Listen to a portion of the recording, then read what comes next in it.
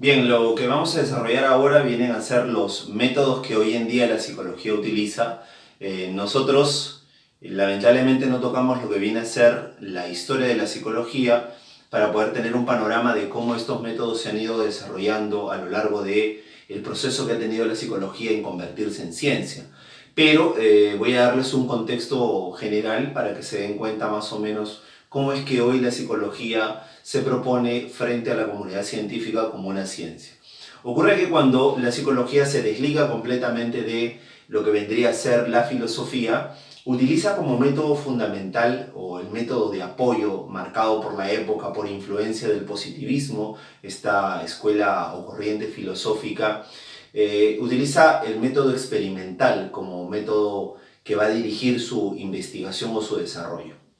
Pero sumado a este método experimental, el hecho de trabajar en un laboratorio bajo la observación y la repetición o tratar de repetir una experiencia que confirme que esto es así, fue acompañada de otro método que se llamaba la introspección. Entonces, la primera escuela que surge en Alemania, ya a partir de la fundación del primer laboratorio de psicología experimental en la Universidad de Leipzig, en Alemania, en el año de 1879, a partir de ella se funda una escuela donde se propone, que es el estructuralismo, se propone que deberíamos estudiar la conciencia como el objeto de la psicología y que ésta se va a estudiar de la siguiente manera, donde el experimentador le va a preguntar al sujeto o paciente y éste va a mirar dentro de sí para que le cuente y exteriorice lo que le está ocurriendo. Ahora, tú te vas a dar cuenta que ese método ciertamente es muy subjetivo, ¿no? ¿Por qué? Porque el paciente podría de repente no tener ninguna representación interna frente a algún estímulo que le presenten o no saber cómo expresarlo. Entonces, lo que ellos hacían era preparar estos sujetos para que puedan expresar aquello que tenían internamente. Ahora, en algunos casos resultaba, en algunos casos no. Y también podía generar suspicacia, ¿no? Acerca de si realmente está ocurriendo lo que ellos dicen que está ocurriendo y no están respondiendo simplemente bajo la presión que ejerce el experimentador o el psicólogo. Entonces, después de ello van a presentarse un sinnúmero de métodos y propuestas que no se ajustan necesariamente a lo científico, ¿no? Como por ejemplo, una de las escuelas más criticadas, que es el psicoanálisis, de quien se dice que todos sus procedimientos e incluso el objeto de estudio al que se va a dedicar no tiene nada de científico, ¿no? Habla de lo inconsciente, de un método al que le llama la asociación libre, donde el paciente está echado y simplemente dice todo lo que piensa y sin ninguna restricción, y me pongo de perfil por un motivo, ¿no? Porque el psicólogo o el psicoanalista está detrás de él, escuchando simplemente lo que él habla solo. ¿Ya? No hay una suerte de entrevista como la conoces ahora.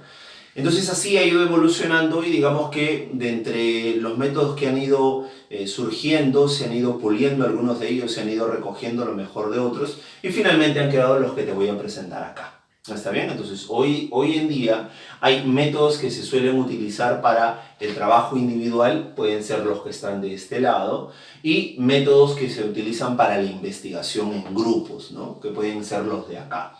Ahora, no quita eso que también esta forma de investigación también podría utilizar o hacer participar estos métodos, ¿no? Que pueden servir como herramienta para acumular información dentro de esta investigación, en el contexto de esta investigación.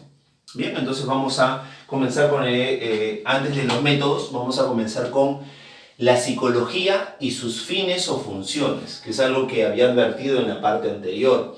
Debe saber usted que si la psicología se propone como una ciencia, la psicología debe responder a los fines, funciones o finalidades que tiene toda ciencia. ¿Y cuáles son ellas? Usted debe recordar, teníamos al describir, al explicar, al predecir y al aplicar. Entonces, voy a aclarar para la psicología estrictamente cómo es.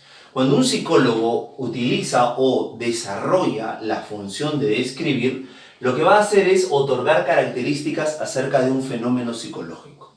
Entonces, si yo quiero, como psicólogo, responder a la pregunta del alumno por cómo es algún trastorno mental, lo que yo haría sería darle los síntomas, darle el proceso de evolución de este trastorno mental y el alumno estaría obteniendo a partir de ello una descripción, ¿ya? De lo que vendría y la información de lo que vendría a ser este trastorno. O sea, Si usted me pregunta a mí, profe, ¿qué es la esquizofrenia?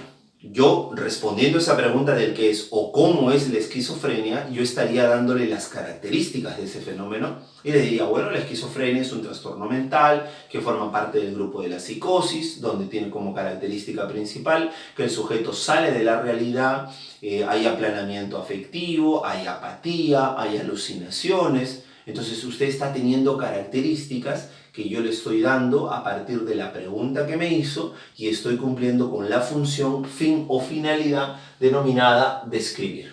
¿Está claro? Y si usted me pregunta, profe, ¿y por qué alguien se vuelve esquizofrénico? Esa pregunta del por qué exige que yo le dé a usted causas, ¿no? Que ha provocado que él se convierta en eso. Entonces ahí estaría cumpliendo la función de la explicación. Por cierto, voy a decir algo, ¿no? De repente usted está esperando ahí mientras está viendo el video, profe, diga las causas, ¿no? O como más le preocupa a algunos alumnos, ¿no? Respecto a la psicopatía. ¿El psicópata se hace o nace? Entonces, en psicología se suele responder a ese interrogante de la siguiente manera, ¿no? Que hay una multicausalidad sobre ese trastorno, ¿no? Nosotros podemos tener una causa biológica, una causa psicológica y una causa social que se han sumado y han dado lugar a ese trastorno. Entonces, hablamos de un sujeto biopsicosocial. ¿Está claro? Listo. Entonces ya hablamos de las causas. Siguiente, el predecir. Como el psicólogo es un científico, puede terminar por estructurar leyes y a partir de estas leyes o teorías puede anticiparse a la ocurrencia de un hecho.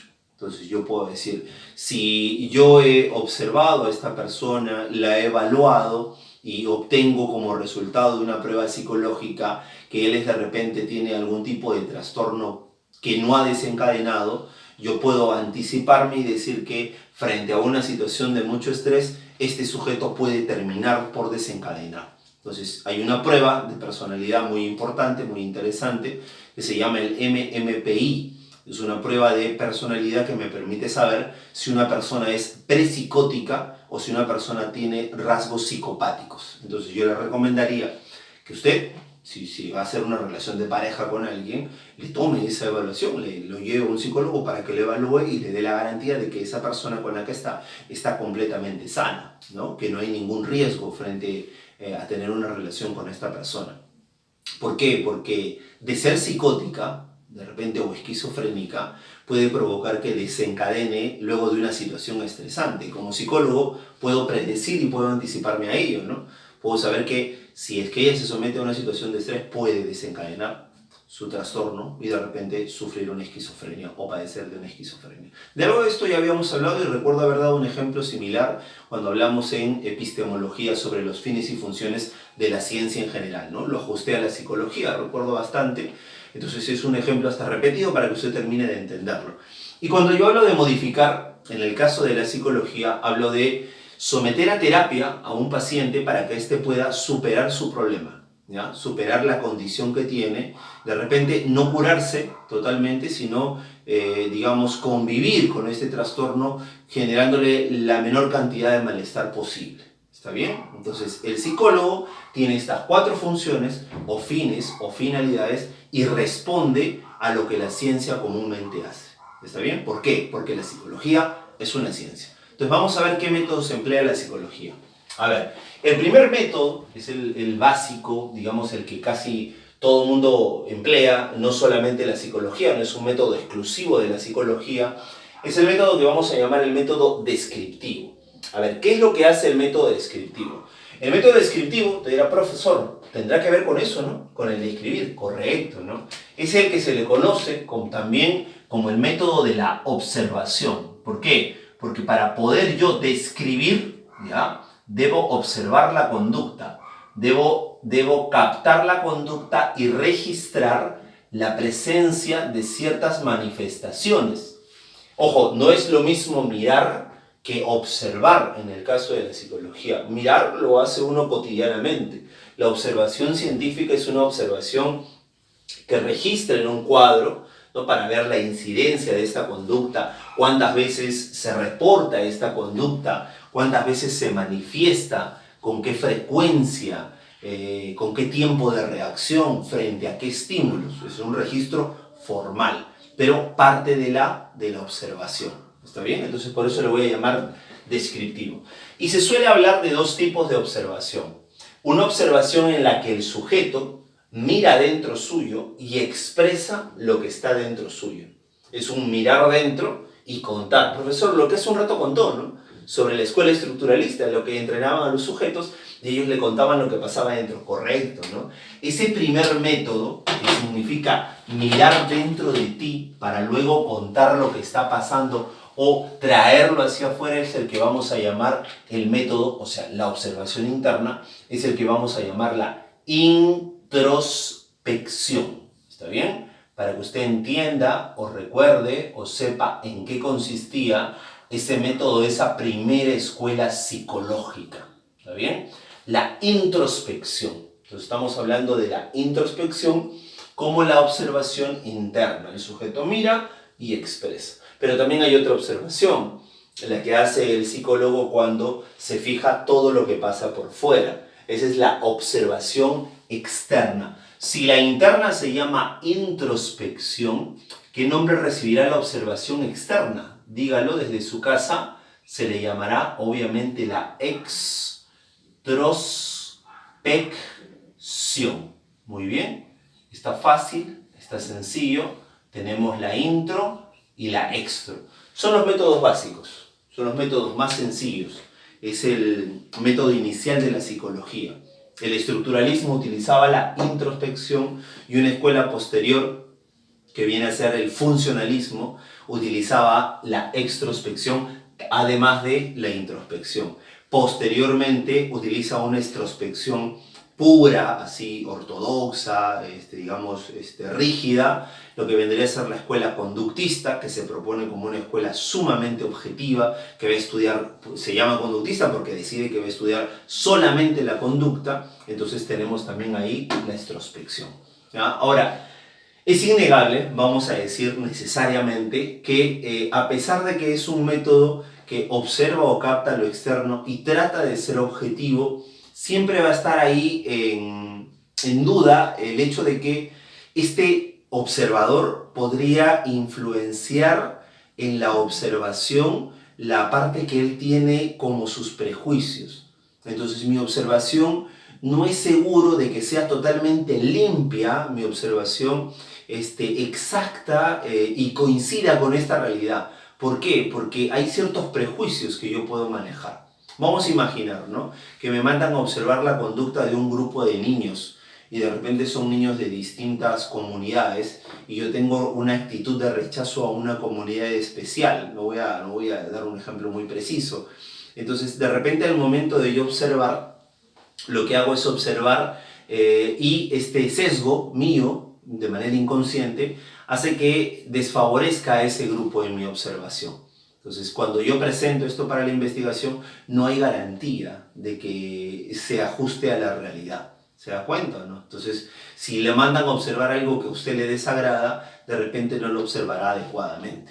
A eso es lo que me refiero, ¿sí? Bien, entonces ya tengo el método descriptivo, que es el método clásico, el método básico.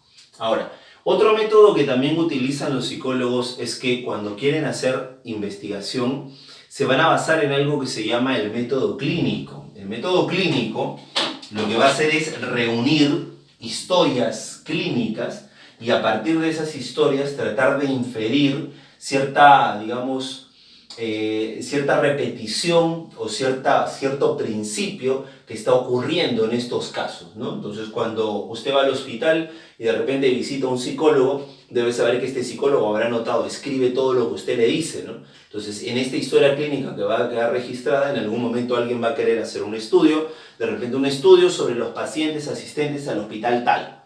Entonces, lo que hace es reúne las historias, comienza a ver la evolución de los pacientes, de repente reúne todos los que son depresivos, todos los que tenían un trastorno de ansiedad y se da cuenta cómo están evolucionando y qué características tienen. Entonces, este método clínico le serviría mucho al estudio de la psicopatología, como vimos hace un rato, dentro de la rama vendría a ser las ramas teóricas de la psicología. Entonces, el método clínico también se le llama por eso, como se dedica a trabajar a partir de los casos y las anamnesis, que son las historias clínicas, se le va a denominar también estudio de casos. ¿Está claro o no? Ahora, usted me dirá, profesor, ¿y qué pasa si ese psicólogo que hizo la historia clínica la hizo mal?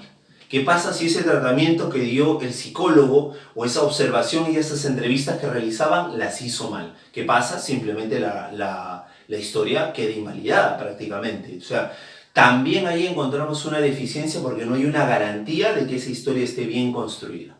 Por eso en algo que se va a incidir mucho dentro de la carrera de psicología es que el psicólogo aprenda a hacer historias clínicas, que haga una historia clínica precisa, sin errores. Es más, la institución, para asegurarse de que está recabando los datos necesarios, le va a presentar una ficha de entrevista al psicólogo que trabaja en esta institución institucionalizado al interior de un hospital o clínica. Le va a presentar una ficha donde le indica qué cosas debe colocar, ¿no? La relación con sus padres, la relación con sus hermanos o con personas de su edad, el inicio de su vida de repente académica, de su vida sexual, algún trauma importante en la adolescencia, algún accidente, una enfermedad. Todos esos datos que él se ve obligado a colocar ahí ocurren porque es lo que considera mínimo la psicología que deberían estar para la posibilidad de una investigación posterior.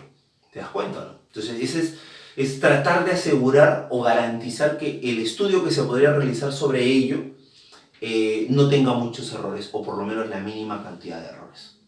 ¿Listo? Entonces ahí está el método clínico. Cuando el psicólogo quiere medir algo específicamente acerca de los procesos psíquicos, como decíamos en la anterior clase, en la anterior parte, lo que va a hacer el psicólogo es lo siguiente, es utilizar sus herramientas fundamentales, esos instrumentos que ha logrado crear para poder medir y a cuantificar estos procesos psíquicos. Esto ha sido motivo de discusión y crítica. Hay mucha gente que no cree que sea posible medir algo que es totalmente abstracto, ¿no? Dicen, ¿cómo vas a medirlo, no? No se puede ver, no es objetivo y es absurdo creer que esta prueba realmente mide la inteligencia de mi hijo, ¿no? Y si la mide, ¿cómo estar seguro de que si obtiene un buen puntaje va a tener éxito también en la vida? Entonces, hay una serie de discusiones acerca de las pruebas psicológicas. Particularmente yo no soy muy partidario de ellas, hay algunas que sí me agradan, algunas que no, algunas que las observaría, que no me parecen tan precisas, pero este método surge a partir de relacionar las matemáticas, ¿ya?, con la psicología. Y se dice que dentro de la historia de la psicología es el funcionalismo, escúchelo bien, anótelo ahí en el cuaderno que tiene a su lado para hacer sus notas, es el funcionalismo la segunda escuela dentro de la historia, ¿no?, cronológicamente, y es a su vez la primera escuela norteamericana, porque hay una segunda escuela norteamericana. Este funcionalismo dio origen a la creación de las pruebas o test mentales, ¿ya? Y ese justamente conforma lo que ahora llamamos el método psicométrico o la psicometría. ¿Ya? Fácil, mira, psicológico, metría, medición, ¿no? La medición psicológica a través de los test mentales o pruebas psicológicas. Ahora, vamos a decir lo siguiente. Cuando usted viene al consultorio y le aplica una prueba, cuando usted viene a mi consultorio de repente y yo le aplico una prueba, o cuando usted va al consultorio en un hospital y le aplica una prueba, debe saber que lo que está haciendo este psicólogo es enterarse de lo que le pasa o enterarse o conocer su proceso psíquico, pero de manera indirecta. Habíamos dicho, ¿no? Usted no puede ver o conocer directamente un proceso psíquico. ¿Cómo lo hace? Derivándolo a través de la conducta. Entonces, lo que va a hacer esta prueba es recoger esas manifestaciones como evidencia de ese proceso psíquico. O sea, primera característica de las pruebas, no mide directamente al proceso psíquico, lo mide de manera indirecta. Muy bien, lo mide de manera indirecta. Entonces, la primera palabra que voy a colocar aquí es que los test mentales son indirectos. ¿Ya? ¿Está entendiendo por qué? Son indirectos. Además, el resultado de los test mentales no es un resultado preciso, no es un resultado exacto. Siempre hay la posibilidad de algún margen de error. Eso es lo que en psicología cuando a alguno de ustedes vaya a estudiar, de repente le van a enseñar en el momento de la construcción de pruebas, ¿no? A partir de la estadística le van a enseñar cómo construir algún tipo de escala de actitud o una prueba psicológica para ver cuánto de margen de error posee. Este margen de error indica que el resultado de las pruebas psicológicas no es exacta, sino que el resultado es aproximado. Entonces, los test mentales son aproximados. ¿Qué otra cosa más? Los test mentales, cuando evalúan un momento. Es como que una fotografía del momento, ¿ya? Y es un error que un especialista pueda afirmar que es lo que arroja esa prueba es lo que es el sujeto como tal. Es el sujeto en ese momento. ¿Entienden? ¿Por qué? Porque pueden existir condiciones, ¿no?, alrededor de este sujeto que han provocado que su resultado sea ese en la prueba. Quiero que me entienda eso, ¿no? No sé si se logra captar. Voy a decirlo de esta manera. Que de repente, para mala suerte, usted, el día que le toca una evaluación psicológica, tuvo un conflicto en la mañana, ¿no? Tuvo un conflicto en la mañana, peleó con alguien y se quedó con bronca. Llega la evaluación al psicólogo organizacional, vamos a imaginar, ya vas a postular un trabajo. Este psicólogo te evalúa y al momento de evaluarte va a encontrar de repente que esa agresividad que tienes contenida la vas a proyectar en la prueba. Si él no te hace una entrevista adecuada, si él no te evalúa correctamente y no te pregunta cómo estás, qué tal hoy día, estás en las mejores condiciones, sientes que estás en las condiciones óptimas, si es que él no pregunta, va a cometer un error grave. ¿Por qué? Porque la prueba puede salir que tú eres un agresivo. Y de repente él generalizar y decir, no, este es un sujeto agresivo, no lo vamos a aceptar en la institución. Cuando lo que ha ocurrido es que usted está con cierto conflicto ahí que no ha podido superar en ese momento y lo arrastró y de repente se proyecta en la prueba. Por ejemplo, si es que te hacen dibujar a una persona y a ti se te da por dibujar a una persona con uñas, ¿no?, o con dedos puntiagudos, eso representa agresividad. Pero de repente no lo eres, es el momento que te tiene así. Entonces, por eso es que un psicólogo debe acompañar esa evaluación de una entrevista. Curiosamente, son muy pocos los psicólogos organizacionales que hacen eso, ¿no? Tendría que hacerte una evaluación y luego una entrevista y decirte, mira, he encontrado algunos indicadores de agresividad, no sé qué pasa, ¿no? ¿Te consideras agresivo? U otra prueba, ¿no?, a la manera, además del dibujo, una prueba que contraste ese resultado, una segunda prueba, pero tal vez en otro momento, ¿no? No ese mismo día, porque ese mismo día va a salir lo mismo. Y bueno, acompañarlo de la entrevista, de repente el paciente expone y dice, no, bueno, sí, justo ese día yo salía de un problema, ¿no? Me peleé con alguien y me quedé con toda la bronca. Ahí está la explicación. Por eso les digo, es una fotografía del momento. ¿Qué significa? Que el resultado no va a ser siempre así, no es absoluto el resultado. Este resultado puede cambiar. Por eso vamos a decir que otra característica es que los test mentales arrojan resultados relativos. ¿Está bien? ¿Listo? ¿Ah? Hasta ahí está muy sencillo, ¿cierto? Podríamos decir que estos son los métodos que se pueden emplear, esto en investigación y estos dos de repente con el trato directamente con el paciente. ¿Está claro? Listo, entonces vamos a entrar ahora a estos métodos, estos tres de acá, que generalmente se utilizan más para una investigación. ¿Sí? Entonces vamos a empezar con el primer método, de este lado, ¿ya? Este método es el método correlacional. Mira, es muy sencillo en realidad, ¿ya?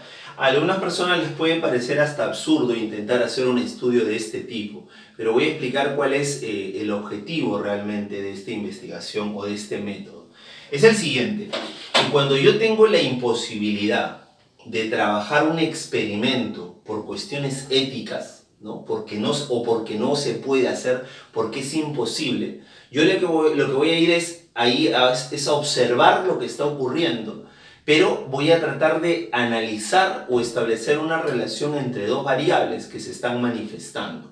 ¿Para qué? Para saber en qué cantidad o medida se presenta una variable psicológica y en qué cantidad o medida se presenta la otra variable psicológica. Sé que hasta ahí es muy abstracto para usted, pero quiero que entiendas esta primera parte. Fíjate, lo siguiente. Si yo quiero saber qué relación hay entre dos variables psicológicas y no puedo establecer una suerte de experimento con los dos, solamente me queda observarlas cuantificarlas, medirlas y conocer en qué cantidad se manifiesta una o en qué magnitud o con qué frecuencia y en qué cantidad o magnitud o frecuencia se presenta la otra. Ya, si yo noto que cuando esta asciende en magnitud, la otra también asciende, diré que existe una correlación. También puede ser que una ascienda en magnitud y la otra también asciende. Pero de repente yo noto que una aumenta en magnitud y la otra se mantiene constante. Solo en los casos donde una aumenta y la otra disminuye, o ambas aumentan o ambas disminuyen, estaré hablando de una relación, una correlación. Voy a plantearlo ahora de manera sencilla, como dice acá. Estudia la relación de variación, aquí falta una palabra que es variación conjunta, tiene que estudiarse en conjunto, entre dos variables. Y mira lo que pongo como ejemplo. Dice, ejemplo, estudiar la relación entre la inteligencia y la creatividad. ¿Tú qué crees?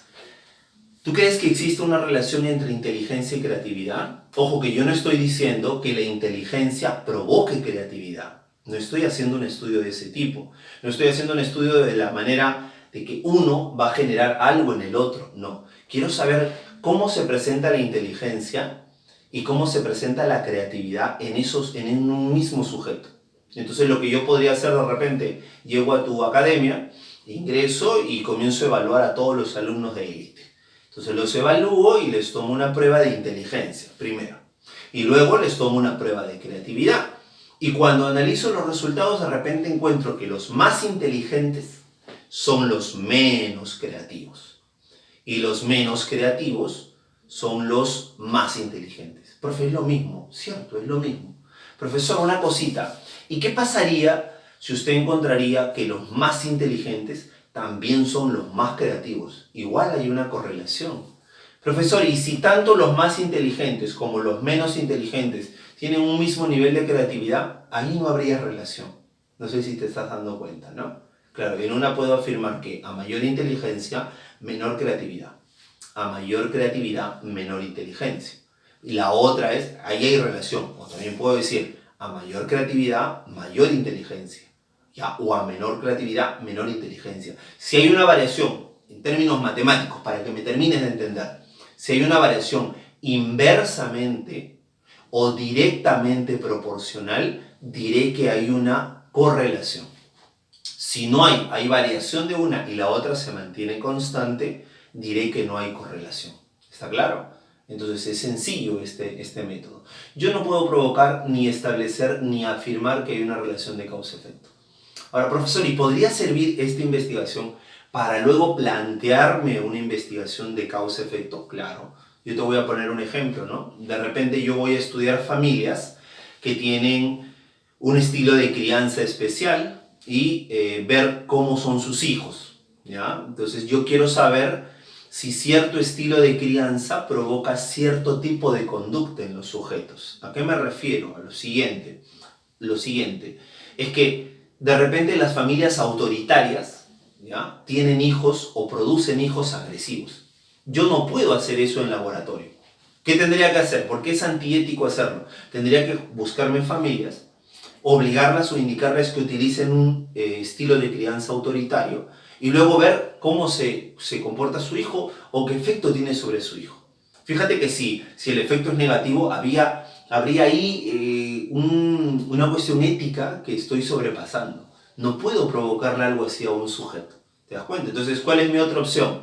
No realizar esa investigación, sino ir a observar directamente lo que ya ha ocurrido, sobre lo que ya ha ocurrido. Voy a medir y de repente encuentro que en todas las familias que he estudiado, las que tienen un estilo de crianza autoritario son las que producen hijos más agresivos. Entonces puedo establecer una correlación. Entonces, como me es imposible realizar un experimento donde vea una relación causa-efecto, he utilizado un método correlacional que me permite conocer la variación conjunta entre dos variables. ¿Está claro? Sencillo. Mira, para no perder el hilo, lo que voy a hacer es lo siguiente. Voy a trabajar directamente el método experimental, porque en este he hecho alusión a este método, ¿sí? He hablado de un método en donde yo pueda producir en laboratorio una causa, con una causa producir un efecto en otra variable. ¿Te das cuenta? No te dije, ¿no? Traer familias y obligarlos a que críen de manera autoritaria a sus hijos para ver qué efecto tuvieron sobre sus hijos. Ya, eso no lo puedo hacer. Si pudiera hacer algo así, estaría empleando el método experimental. A ver, ¿qué estoy diciendo? Que en el método experimental, el objetivo de este método, que es el que la gente considera el único método científico, es que este es un método muy preliminar.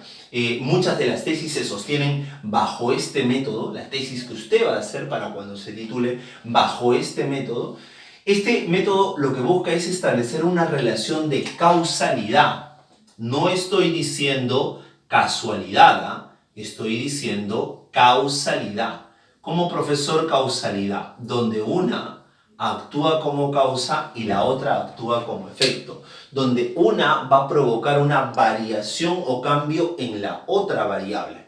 Entonces estoy hablando de establecer, bueno, acá dice establecer, ¿no? Se me ha ido ahí una sílaba. Establecer una relación de causalidad entre dos variables, ¿ya? Es establecer una relación de causalidad entre dos variables. Ahí omite el error, por favor, ¿ya?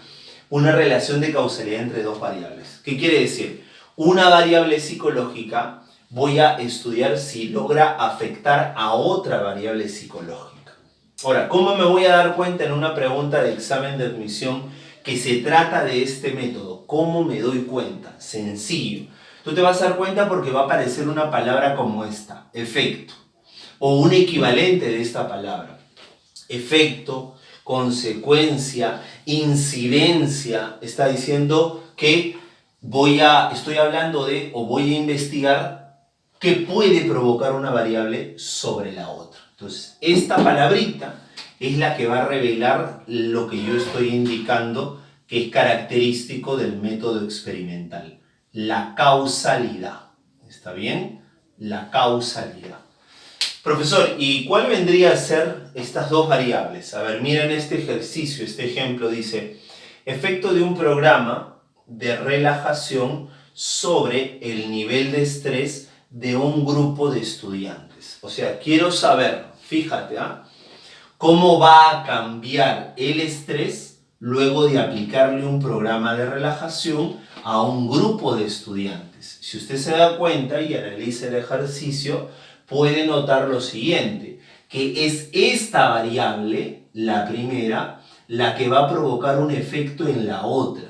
O sea, después del estudio, yo estoy esperando que él cambie, que él se modifique, ya sea que el nivel de estrés aumente o disminuya. Yo estoy buscando eso, ¿no? Específicamente, quiero saber cómo puede incidir en ella. Entonces, esta primera variable, que es la que puede provocar un efecto en la otra, es la variable que yo voy a llamar la variable causa. Y es la variable que recibe el nombre de variable independiente. Esa es la variable de que yo como psicólogo manipulo. Yo le voy a aplicar este programa de relajación a un grupo de muchachos para que se modifique su nivel de estrés. Y como el nivel de estrés es aquello que puede cambiar, es aquello que puede someterse a esta influencia, este nivel de estrés le voy a llamar yo variable dependiente. Es la variable, como dicen algunos, la variable efecto, o es la variable que recibe el efecto. ¿Está bien o no? Ahora, yo lo voy a aplicar en un grupo de estudiantes, ¿ya? Y voy a buscarme otro grupo que es lo más parecido posible, por decirlo así, una copia exactamente de este grupo, que debe tener las mismas características, y a este grupo no le voy a aplicar absolutamente nada. ¿Por qué? A ver, ¿por qué? Porque yo necesito estar seguro de que este nivel de estrés de estos sujetos a los que les voy a aplicar mi programa de relajación, si este nivel de estrés se redujo por mi programa y no se redujo por otra cosa. Vamos a imaginar, ¿ya?, que yo me he traído a estos dos grupos. No, vamos a imaginar que yo solamente trabajo con un grupo, ¿ya? Yo tengo solo un grupo, lo he llevado a mi laboratorio y le aplico un programa de relajación. Y después de 2 meses su nivel de estrés se redujo. Medí a través de una encuesta y su nivel de estrés se redujo. Entonces, yo no podría estar seguro que es por mi programa de relajación. ¿Y sabes por qué no podría estar seguro? Por lo siguiente, porque estos sujetos pueden haberse desestresado por otra actividad. De repente han estado practicando deporte, ¿no? O de repente han estado practicando meditación. Y la meditación y el deporte ha producido que ellos bajen en su nivel de estrés. Entonces, para mí, lo primero que voy a hacer es asegurarme de que no haya otra variable que intervenga en ellos. ¿Está bien? Entonces, anulo todas esas variables que pueden provocar un efecto en mi variable dependiente. Profesor, ¿y si esas variables no las puede controlar? Eso es lo que yo llamo una variable extraña, una variable que arruina mi investigación. Ya, profesor, controló todas las variables. ¿Cómo sigue estando seguro de que es eso y de repente no es un cambio en el organismo de estos sujetos? Que digamos estaban aquí en una edad complicada, donde eran más sensibles al estrés, pero ahora no. Ahora, producto de la evolución o el crecimiento, han tenido, digamos, mayor tolerancia al estrés. ¿Cómo está seguro? Justamente por eso, ¿no? Por esas diferencias de etapas, de repente, me consigo otro grupo, que es exactamente igual. Si yo a este le aplico mi programa de relajación y veo que se relajan, ¿ya? Le aplico mi programa de relajación y veo que su nivel de estrés se reduce, y a este grupo no le aplico y veo que también se reduce su nivel de estrés, porque tienen que ser igualitos, ¿ah? Todo, edad, sexo, la cantidad de personas, mismo nivel de estrés. Yo veo que también se relajó, diré, ¿qué pasó? Se relajaron, bajó su nivel de estrés y no le apliqué nada. Ah, entonces debe haber sido por otra condición, ¿no? Y es una condición interna en ellos. Entonces, la única manera de asegurarme de que esto funciona es teniendo otro grupo al que no le aplico nada, para luego compararlo con ese grupo. O sea, en otras palabras, para redondear la idea, el grupo control me sirve para fines comparativos, para comparar con este grupo y saber que aquí ha habido un efecto. Si no se terminó de entender la idea, voy a ponértela de manera más sencilla. Un medicamento se prueba bajo este método. Claro, se hace un experimento. Tengo una enfermedad, el COVID-19, ¿ya? Pruebo un medicamento. Le comienzo a aplicar el medicamento, le aplico el medicamento a un grupo de personas. De repente, después de un mes, noto que hay mejoría. ¿Cómo estoy seguro que mejoraron por el medicamento y no porque de repente la misma enfermedad evolucionó así? ¿Cómo estoy seguro? Profe, ¿verdad, no? Entonces lo que hago es lo siguiente. Me consigo dos grupos con las mismas características. Si acá hay 5 mujeres y 10 varones, 5 mujeres y 10 varones. Si el promedio de edad es 40 años, el promedio de edad es 40 años. Si su condición económica es alta, su condición económica es alta. Si vienen de cierta localidad, también vienen de cierta localidad. Ahora sí, a este grupo yo le aplico mi medicamento para contrarrestar el COVID-19 y a este grupo no le aplico. Si luego de un tiempo noto que ellos mejoraron, ¿ya? Y ellos también mejoraron, no estaré seguro que es por la medicación. Pero si noto que los de acá mejoraron y los de acá no, entonces ahí estaré seguro, porque diré, estos dos son exactamente iguales. La única diferencia que existe entre estos dos es que el de arriba recibió medicación y el de abajo no la recibió. Entonces, ¿qué estoy obteniendo? Que realmente mi medicamento afecta o tiene un efecto sobre esta enfermedad. ¿Se da cuenta? Lo mismo, pero podríamos hacerlo también con variables psicológicas. ¿Sí? ¿Quedó? Sencillo. Bien. Y finalmente vamos a ver el método llamado genético. Este método fue el que yo hice alusión hace un momento y dije que había sido utilizado por el señor Jean Piaget. ¿Qué hizo Jean Piaget? Cuando Jean Piaget quiso estudiar el desarrollo de la inteligencia, se planteó estudiarla durante mucho tiempo, aproximadamente más de 20 años. Ahora, es un método muy largo, ¿no? Porque usted dirá, profesor, ¿y qué hizo en esos 20 años? Observó a sus hijos, curiosamente, y a partir de la evolución que tenía la inteligencia de sus hijos, estableció una teoría, ¿no? Con las características que tiene la inteligencia. Ahora, usted dirá, profesor, ¿y eso que obtuvo lo generalizó para todos? Sí, esa es una de las cosas criticables. Ahora, ¿por qué se rescata tanto la teoría de Jean Piaget? Porque es muy detallista, ¿no? Sobre las cosas o características que dice que debe tener un sujeto en cierta etapa de la vida. Es muy detallista y además por el valor que tiene haber estudiado tanto tiempo el desarrollo de la inteligencia. Más de 20 años, señores. ¿Ustedes se imaginan o no? Ahora, usted dirá, profesor, ¿este método se empleará para que la psicología evolutiva crezca? Claro. La psicología evolutiva se alimenta de este método, que es el método genético, porque, en simples palabras, el método genético es un estudio evolutivo un estudio evolutivo, un estudio de lo que está pasando sobre un proceso y cómo este va cambiando en el paso del tiempo. ¿Te das cuenta o no? El método que empleó Piaget específicamente se llamaría el método genético longitudinal. ¿Por qué? Porque fue muy largo, ¿no? Imagínate, fue muy largo. Su teoría tiene, ¿cómo te digo?, la clasificación o la evolución de la inteligencia. Tiene edades o rango de edades que dice de 0 a 2, de 2 a 7, de 7 a 11 o 12, de 12 a más, ¿no? Supera los 12 años. Y alguien dice, podría haberse ahorrado mucho tiempo. ¿Cómo? Yo podría haberme juntado a un grupo de muchachos, ¿ya?, que tengan distintas edades, ¿no? Uno de 1 año, uno de 2, uno de 3, uno de 4. Seguro a usted se le está ocurriendo, ¿no? Uno de distintas edades, cada uno de distinta edad. Y de repente observar cómo es la inteligencia de un niño de 1, de un pequeño de 2 años, de un pequeño de 3 años, y luego establecer una comparación y plantear una teoría. ¿Te das cuenta? ¿No? Me puede tomar 1 año hacer eso, ¿sí? Pero hay un detalle ahí, ¿no? Que se tratan de sujetos distintos, de mundos distintos, mundos psíquicos distintos. En cambio aquí se trata de un mismo sujeto, porque él estudió con los mismos sujetos durante mucho tiempo. El de aquí es muy largo, en cambio el de aquí es corto. Ahora usted se estará dando cuenta, ¿no? Por cuestiones prácticas, este de aquí será más económico, en cambio el de aquí será más costoso. Pero el de aquí será más preciso y este no. Cada uno de ellos va a tener una ventaja y una desventaja. Pero es el método que decidió utilizar el señor Jean Piaget y que le hizo merecedor a una teoría del desarrollo de inteligencia que hasta ahora no se descarta y que muchas veces hay instituciones, es más, nuestro mismo Estado utiliza ese criterio para clasificar nuestro nivel de educación inicial, primaria y secundaria y qué tipo de contenidos se deben dictar en el colegio de acuerdo a esa evolución, ¿no? A esa suerte de adaptación que propone o equilibrio que propone el señor Jean Piaget. Entonces, ahí tenemos, si usted quiere hacer un estudio genético longitudinal, ya sabe que es caro.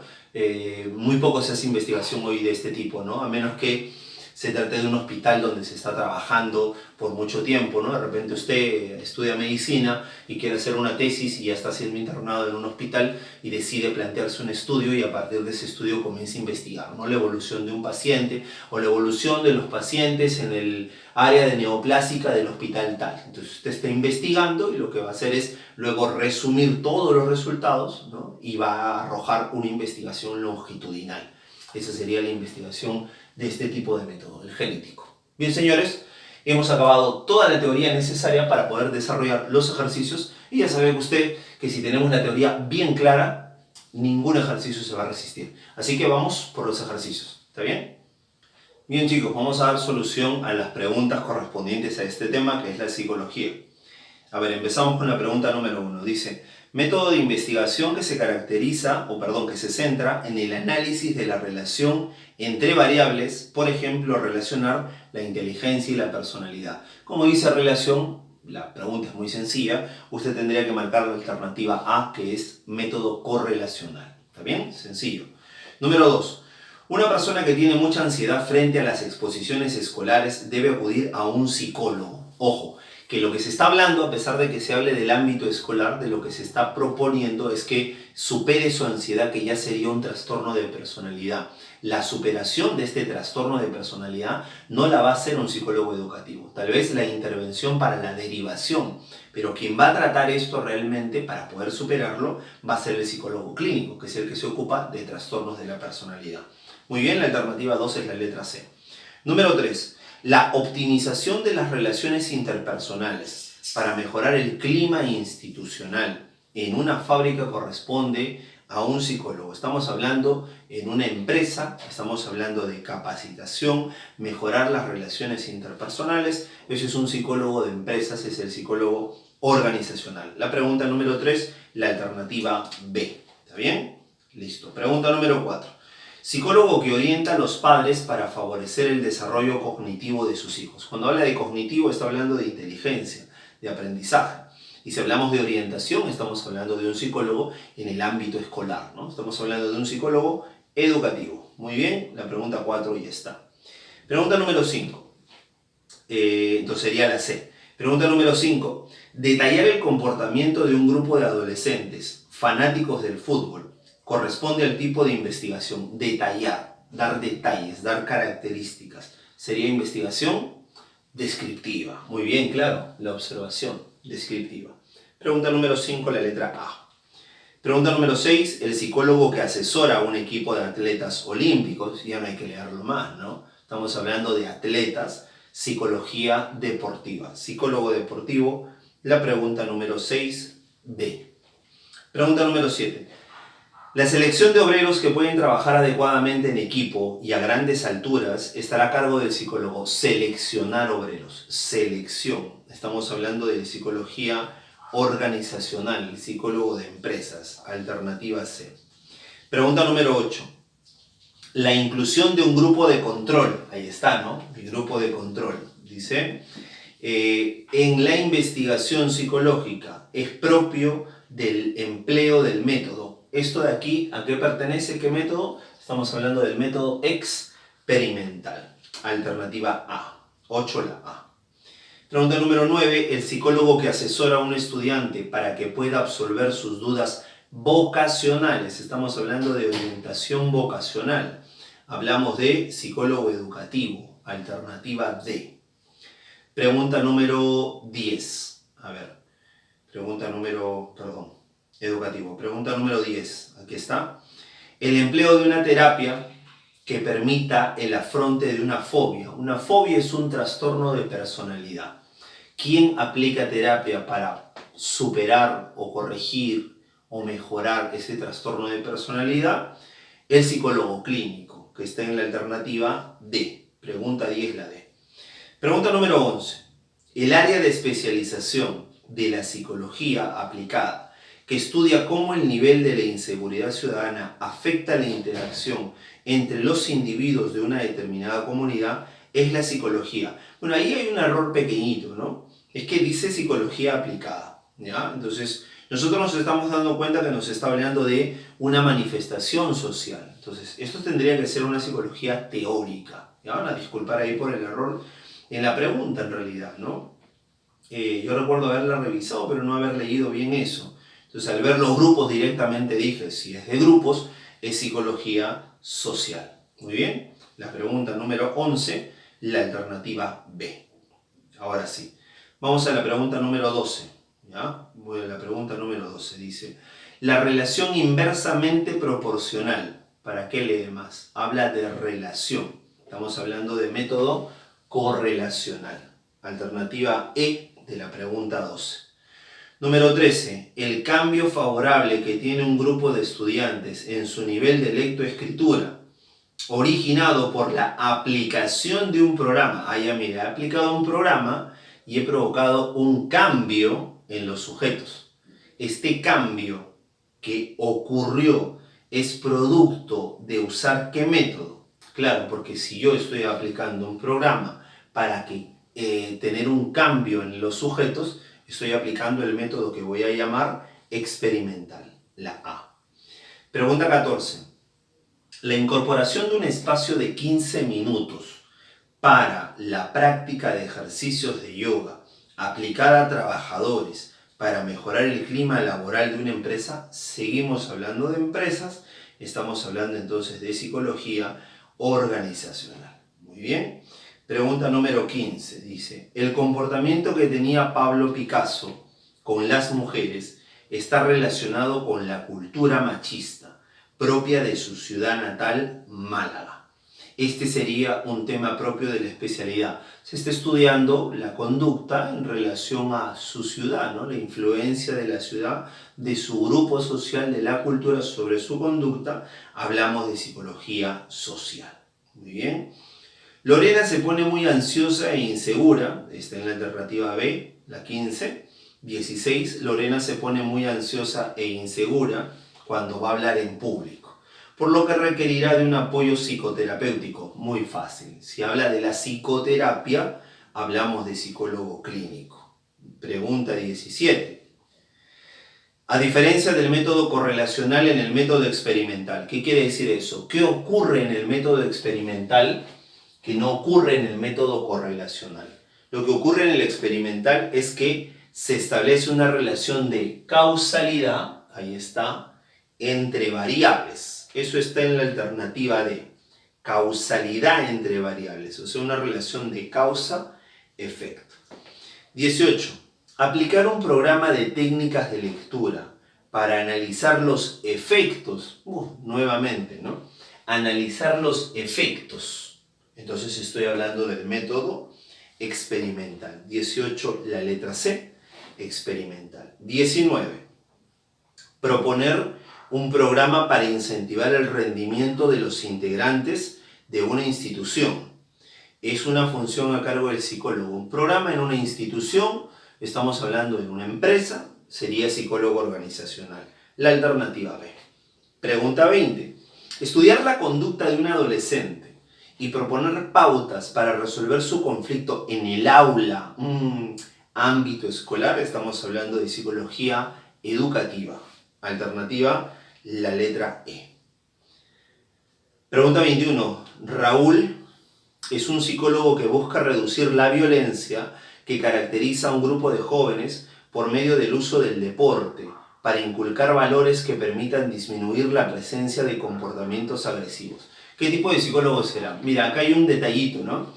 Dentro de la psicología, a la psicología social se le suele considerar a veces como una psicología aplicada, pero dentro de las aplicadas recibe otro nombre, que es la psicología social comunitaria o comunitaria a secas. En la anterior pregunta, que te acuerdas que te dije que percibí como una suerte de error, estoy notando que el carácter de estas preguntas tienen esa forma de enfoque, ¿no? Considerar que la psicología social, cuando estudia, estaría dentro del lado de las teóricas, y cuando aplica o genera algún tipo de cambio en la comunidad sería una rama aplicada, ¿ya? Pero el nombre adecuado es comunitaria. En este caso, alguno de ustedes dirá, pues no, pero no se supone que psicología social solo es teórica y acá yo veo que está haciendo algo para cambiar. Sí, pues entenderá por eso que debería recibir otro nombre, pero vamos a colocarle psicología social, por lo que algunas universidades aceptan eso. ¿Está bien? Bien, 21, la letra C. 22. De un grupo de 100 médicos que postulaban para diversos puestos directivos en el sector salud, se han seleccionado 20, que se asume tienen características conductuales y de personalidad que contribuyen a un desempeño eficiente. Esta es una tarea propia del psicólogo. Si hablamos de selección, estamos hablando de un psicólogo organizacional. 22, la letra B. 23, investigar sobre el efecto, no leo más si hablo de un efecto, método experimental, la letra C. 24, la mejora de los niveles de atención de los niños de un salón de clase. Hablamos del ámbito educativo, estaríamos hablando de qué tipo de psicólogo, si es educativo, psicólogo educativo, pues no, claro, 24A. 25, la preocupación persistente de Diego por mejorar su aspecto físico, sometiéndose a exagerados ejercicios musculares e ingesta de anabólicos, poniendo en riesgo su salud, son síntomas de un trastorno que es detectado y diagnosticado. ¿Quién diagnostica, te acuerdas? ¿Quién evalúa y diagnostica un trastorno de personalidad?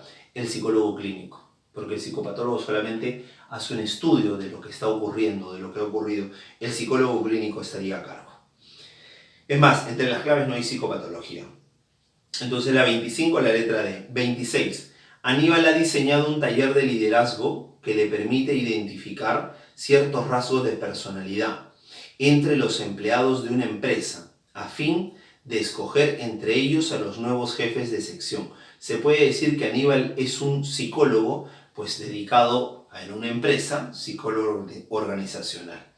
Pregunta 27, la 26, la E. 27. Mateo ha sido convocado con otros psicólogos de su especialidad a estudiar en El Salvador el fenómeno del pandillaje, las maras, ¿no? La mara salvatrucha, el pandillaje, de tal manera que puedan diseñar un programa de prevención de dicho fenómeno. ¿Ves? Estamos hablando de estudiar un fenómeno social, hablamos de psicología social. 28. La 27, la E. 28. Con respecto a la psicología clínica, es correcto afirmar que la clínica haga memoria, evalúa, diagnostica, hace tratamiento. La alternativa A dice, aplica psicoterapia en los casos de personas con fobias. Eso es verdad. Personas con fobias para tratar sus problemas. Alternativa A. 29, la relación de causa-efecto. Facilísimo, ¿no? Relación de causa-efecto.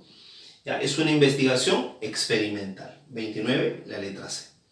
Pregunta 30, identifique el tipo de investigación psicológica, ¿ya?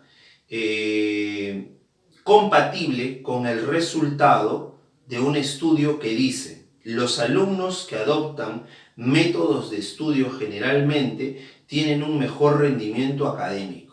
Sin embargo, se encontró el caso de un alumno que, pese a conocer los métodos de estudio, tuvo un pésimo rendimiento académico. ¿Te das cuenta? No es total, no hay una causa-efecto, sino hay una relación nada más. Entonces yo hablaré del método correlacional. Bien, entonces vamos a ir de frente a las preguntas. Ahí tenemos la pregunta 32, sí, porque la 31 no hay, nos hemos comido la 31. 32 clave E, educativo. 33 clave D, correlacional. 33 clave D, ya dijimos correlacional. 34 clave B, descriptivo. 35 A, son exclusivamente humanos. 36 C, psicología social. 37 C, psicología clínica. 38 A, descripción. 39 D, explicar. 40 C, el comportamiento agresivo. 41 B, longitudinal.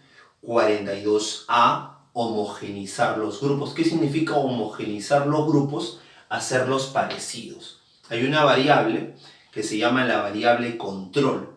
No lo había mencionado. La variable control, para la pregunta que estamos viendo aquí, 42, la variable que voy a tomar en cuenta para que estos dos grupos sean parecidos en edad, en sexo, en condición, se le llama variable control, ¿ya? Algunas universidades le llaman variable interviniente. ¿Está bien? Entonces sirve para hacer parecidos los grupos, homogenizarlos. 42 la A.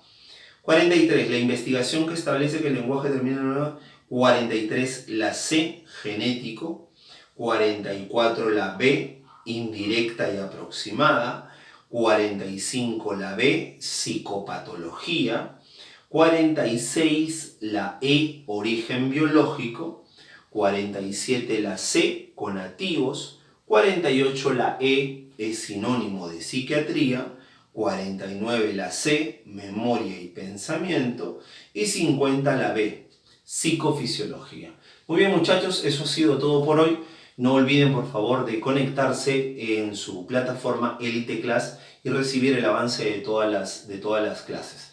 No se olvide, la próxima semana tenemos el segundo tema de psicología, que es desarrollo humano, donde hablaremos de las distintas etapas que ha sido establecida por la psicología a partir de lo que hemos llamado hoy día psicología evolutiva, y hablaremos un poquito ahí sobre el embarazo y el evento del parto, ¿sí? No se olvide, como le vuelvo a repetir, de conectarse a su plataforma de Elite Class, y nos estamos viendo la próxima semana.